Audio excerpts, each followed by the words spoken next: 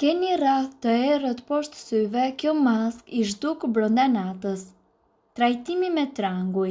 Fillimisht prini kastraveci në feta të trasha 0.5 cm, pastaj vendoseni mbi çepallat të syve me qëllim që ato të nxehen dhe pastaj zëvendësoni ato me copa të reja. Koha e mbajtjes të tyre në sy është 20 minuta dhe pastaj rezultatet do të jenë më të dukshme. Trajtimi me qumësht të dhije ose lope. Së pari, vendoseni qumshtin në frigorifer.